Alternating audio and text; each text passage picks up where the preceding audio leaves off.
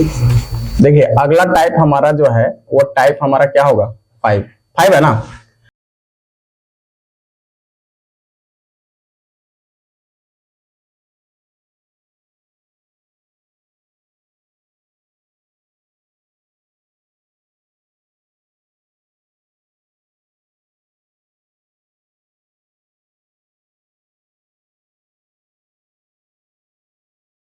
तो देखिएगा कि यहां पर आप आसानी से निकाल सकते हैं, ठीक है ना, एकदम नॉर्मली मेथड से भी निकाल सकते हैं और आपको यहाँ पर एक हम लॉजिक भी समझाएंगे। तो देखिए आसान तरीका से हम कैसे निकालेंगे। प्रश्न हमारा क्या कहता है कि इस टाइप में कि 30 बच्चों का औसत वजन 25 केजी है, फिर कहता है कि 20 बच्चों का औसत वजन 15 केजी है, अलग अलग। 30 बच्चों का हमारा 25 है औसत वजन, फिर कहता है 20 बच्चों का औसत वजन 15 केजी है, तो सबको एक साथ ऐड कर दिया जाए, यानी कि 30 और 20 50 विद्यार्थियों का एक ही साथ हमारा औसत वजन कितना होगा ये आपको निकालना है। तो सोचिए एकदम आसान, पहले देखते हैं ट्रेडिशनल मेथड, उसके बाद हम यहां पर एक लॉजिक भी बताएंगे, उससे काम करेंगे तो भी आपका टाइम क्या होगा, थोड़ा सा बचत होगा। तो प्रश्न क्या कहता है, देखिए 30 बच्चों का जो औसत वजन है कितना है, 25 केजी है ना जी। अब तो बताइए 30 बच्चों का सम कितना होगा, तो 30 बच्चों का है ना कुल वजन हमारा कितना होगा बताओ, कुल वजन होगा 30 गुने 25, तब 25 दिया कितना होगा 75, यानी 750 केजी होगा ना जी। 30 बच्चों का औसत दिया हुआ है, वजन हमारा कितना दिया है 25 दिया है, तो 30 बच्चों का कुल वजन कितना होगा 750। उसी प्रकार हम 20 बच्चों का कुल वजन हमारा निकालेंगे तो कितना होगा, 30 बच्चों का कुल वजन कितना होगा 20 गुने 15, तो 15 गुना 30, तो 300 केजी होगा कि नहीं। अब देखिए औसत निकालना है, टोटल का औसत निकालना है, कुल औसत एक साथ हम निकालेंगे तो देखिए टोटल सम करना होगा 750 प्लस 300 है ना, और बटा में टोटल 30 और 20 कितना होगा, 30 प्लस 20 विद्यार्थी है, इधर से जोड़ेंगे तो कितना होगा 50 है ना, यहां से 7 3 10, 1050 बटे 50, ठीक है। काट देंगे तो कितना हो जाएगा, 5 से काटेंगे 5 दूना 10, 5 1 5, तो 21 केजी हो जाएगा, यानी कि हमारा आंसर कितना होगा, ए होगा। तो इस तरह से हम लोग क्या कर सकते हैं कि एकदम डायरेक्टली सॉल्व कर सकते हैं, लेकिन यहां पर हम आपको एक लॉजिक बताएंगे, उस लॉजिक से भी काम कर सकते हैं, इतना ज्यादा आपको तामझाम करने की जरूरत नहीं पड़ेगा। लेकिन मान लीजिए कि आपका लॉजिक है ना एग्जाम में फेल हो गया, इतना प्रेशर होता है एग्जाम में कि हम लोग जो बताते हैं ना ट्रिक, यानी कि ट्रिक वहां काम ही नहीं करता है, तो वहां पर ट्रिक याद करने की जरूरत नहीं है। जब ट्रिक आपका फेल हो गया है ना, दिमाग में काम ही नहीं कर रहा है, तब आप क्या करेंगे, इस मेथड से बनाएंगे, है ना। इसमें भी तो आंसर देखिए, वहां पर आपको ये नहीं देखा जा रहा है कि आप कैसे बना रहे हैं, ये देखा जा रहा है कि आप क्वेश्चन बना रहे हैं सही कि नहीं। क्या जी, मार्क्स ऐसा थोड़ी ना देखता है कॉपी की कैसे बनाया है, आप नहीं भी बना रहे हैं और आपके पास आध्यात्मिक ज्ञान है कि हम डायरेक्ट खाली क्वेश्चन देखते हैं और बस आंसर याद हो जाता है, तो मारिए 90 मिनट आपके लिए बहुत सफिशियंट है जी। हमको लगता है कि 30 मिनट में आप मार के बैठ जाइएगा, अब बोलेगा सर हम जा रहे घर, हो गया मेरा एग्जाम, बताइए वैसे में क्या हो जाएगा, फर्जियन पकड़ा जाएगा। नहीं, बिना बनेले ही क्वेश्चन को मार रहा है, इसका यादें करके आया है का जी, समझ रहे ना। तो देखिए आपको जब वहां पर ट्रिक फेल हो जाएगा तब आप आसानी से बना सकते हैं, इसमें कोई दिक्कत है क्या। बोला कि 30 बच्चों का औसत वजन 25 था, तो 30 बच्चों का कुल वजन कितना होगा 750 केजी, और 20 बच्चों का कुल वजन कितना होगा 20 था और इसका औसत हमारा 15 था, तो 300 केजी था।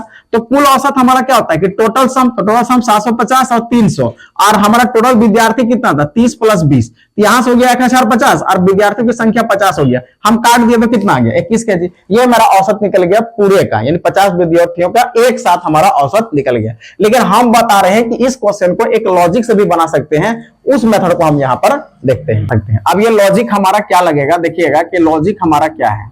तो लॉजिक एकदम आसान है। देखिए सबसे पहले आपको क्या दिया था, 30 बच्चों का औसत दिया था, 30 बच्चों का औसत वजन कितना दिया है भाई 25 केजी दिया हुआ है, ठीक है। अब 20 बच्चों का औसत वजन हमारा कितना दिया हुआ है, तो देखेंगे 15 केजी दिया हुआ है ना। तो इसमें आपको लॉजिक क्या लगाना है कि दोनों में आप देखना है कि कॉमन को ढूंढना है, कॉमन क्या है। तो कॉमन हमेशा क्या कीजिएगा कि कॉमन नंबर को ढूंढिएगा, कॉमन है ना, यानी कि आप एक अपने से मान लीजिए कि वो हमारा औसत उसका कितना है 15 केजी है। जब एक साथ हम निकालते हैं 20 और 30 का, तो उसका औसत हम क्या कर लेते हैं अपने से, है ना, कंसीडर कर लेते हैं कि वो कितना है 15 है। तो आप अपने से क्या मानिएगा, देखिएगा हमेशा जब इसमें का सम होगा, है ना, जब इन लोग को एक साथ हम निकालेंगे औसत, तो हमेशा ज्यादा वाला कभी औसत नहीं आ सकता है, हमेशा कम ही आएगा, कम से ही ज्यादा आएगा। जैसे हमारा 15 है तो 15 के आगे जा सकता है, 15 से नीचे नहीं आ सकता है, लेकिन 25 है तो 25 से नीचे आ सकता है, ऊपर नहीं जा सकता है। औसत में जो हमारा फर्क पड़ेगा वो ध्यान दीजिएगा कि 30 बच्चों का औसत वजन 25 केजी था और 20 बच्चों का औसत वजन 15 केजी था।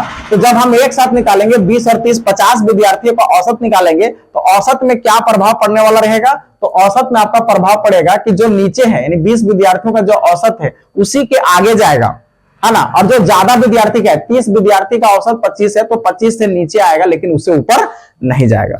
तो एक हम अपने से कॉमन क्या कर लिए कि 15 केजी हमारा फिलहाल हमारा क्या है औसत है।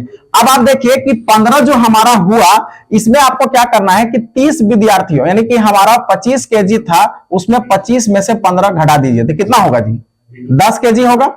अब ये 10 केजी जो हमारा निकला, तो 30 विद्यार्थियों का 30 बच्चों का हमारा क्या करना है, उसके साथ गुना करना है और उससे टोटल हमारा विद्यार्थी कितना होगा 50। अब गुना कीजिए तो कितना होगा 300 और बटा में हमारा 50। अब काट देंगे 5 6 30, तो कितना का हमारा प्लस आएगा 6, यानी कि जो हमारा 15 केजी था उसमें अब 6 केजी को क्या करना पड़ेगा, ऐड कर देना होगा। तो वास्तविक यानी कुल औसत जो होगा वो आपका कितना निकलेगा, कुल औसत जो निकल जाएगा, जो हमारा 15 जो कॉमन माने हैं उसमें से 6 आपको ऐड कर देना है, तो कितना होगा 6 5 11 21 केजी हो जाएगा। तो यहां से भी आप क्या कर सकते हैं, बना सकते हैं। समझ रहे कि नहीं। देखिए इसमें थोड़ा सा क्या करना है कि जब भी आपको इस तरह का प्रश्न रहेगा, तो 30 बच्चों का वजन 25 केजी दिया हुआ है, 20 केजी का औसत वजन 15 केजी दिया है, तो दोनों में से नीचे वाला को आप कॉमन ले लीजिए। नीचे वाला को क्या कर लेंगे, अपने से हम लोग मान लेंगे, डिसाइड कर लेंगे कि 15 केजी है। अब ये जो 15 है ऊपर वाला से घटा दीजिए, यानी 25 केजी में 15 को घटा देंगे तो 10 केजी का होगा। तो 10 केजी आपका क्या होगा, 30 विद्यार्थियों के साथ 30 बच्चों के साथ मल्टीप्लाई करके टोटल से हमको इसको डिवाइड कर देना है, तो हमारा 6 का अंतर आएगा। अब 6 का हमारा वृद्धि हो रहा है, इसका मतलब 15 में से 6 को जोड़ देंगे 21 केजी हो जाएगा। एक क्वेश्चन और इससे बनाते हैं और आप लोग बनाइएगा तो समझ में आएगा कि इस ट्रिक का काम हुआ, और नहीं तो फिर हम आपको बताए हैं पीछे वाला, उसी से आप बना सकते हैं। क्लियर है। जैसे 12 बच्चों का औसत वजन हमारा कितना है 35 है, 35 केजी है, ठीक है। और 8 बच्चों का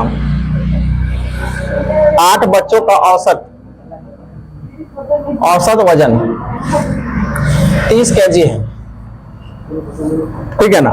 तो सभी बच्चों को एक साथ निकालना है, सभी बच्चों का औसत वजन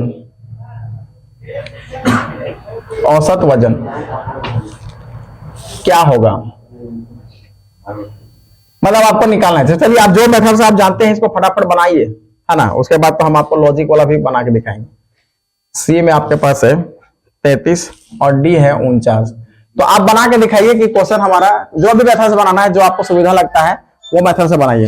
देखिए अब यहाँ देखिए इस क्वेश्चन में भी हम लोग लॉजिक लगा सकते हैं, या फिर आपको हम बताएं डायरेक्ट मेथड को भी आप लगा सकते हैं, है ना, जो आपको सुविधा लगता है। 12 विद्यार्थी का है 35, तो 12 को 35 से गुना कर दीजिए, टोटल सम आ जाएगा।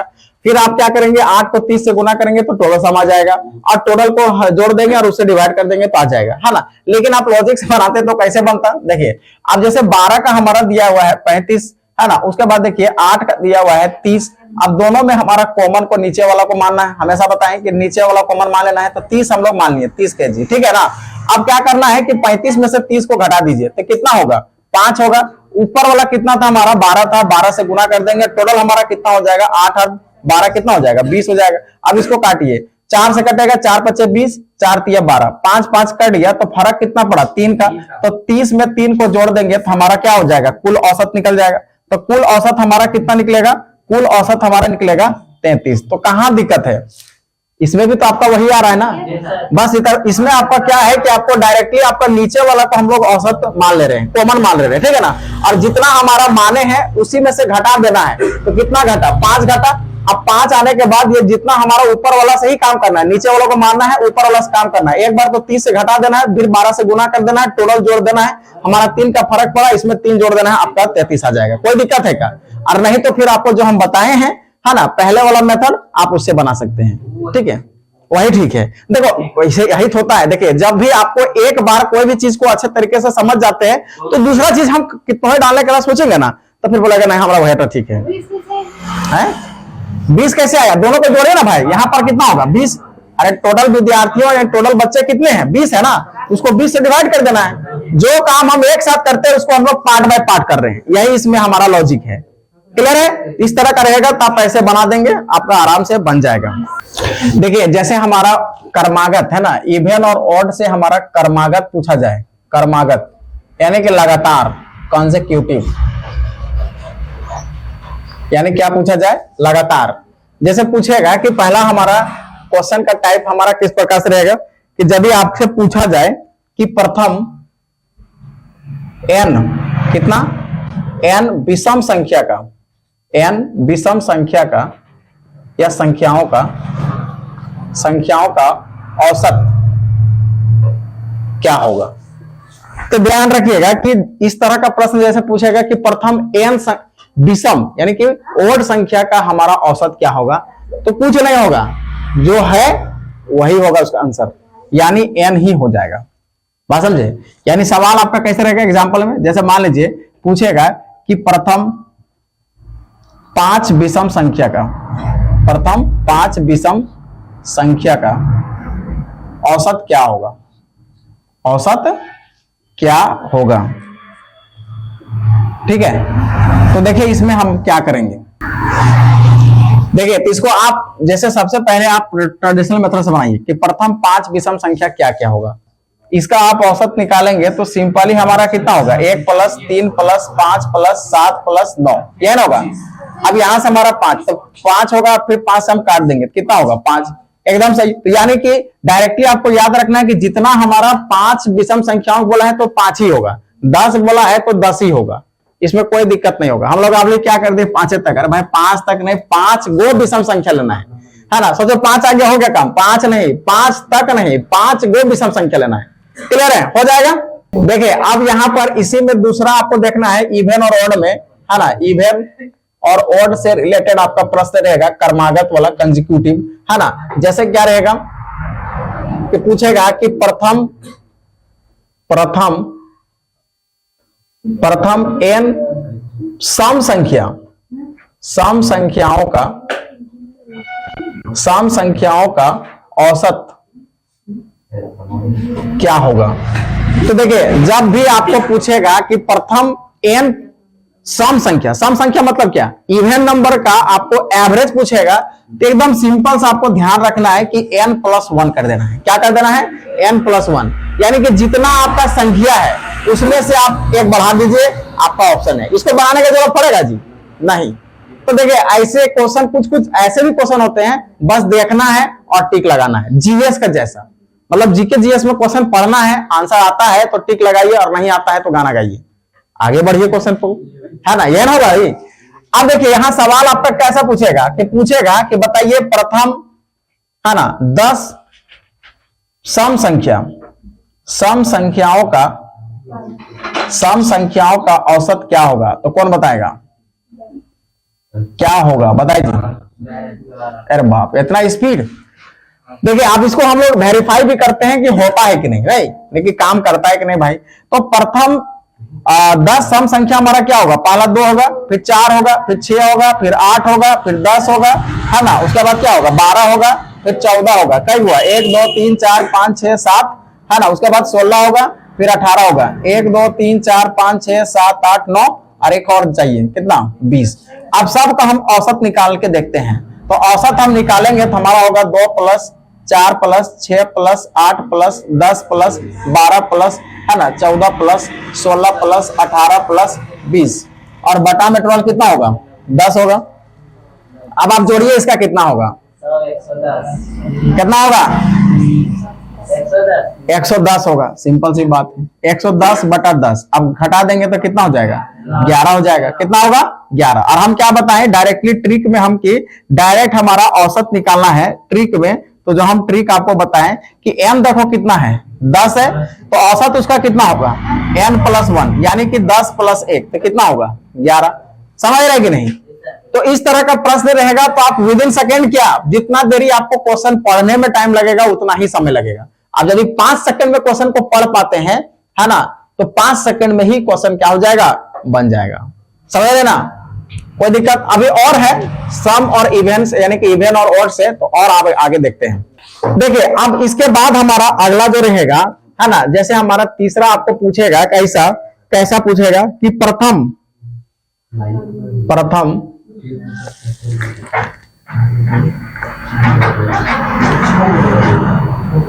n सम संख्याओं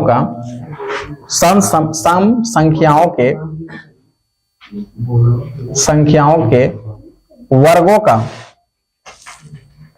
है ना, वर्गों का औसत कितना होगा?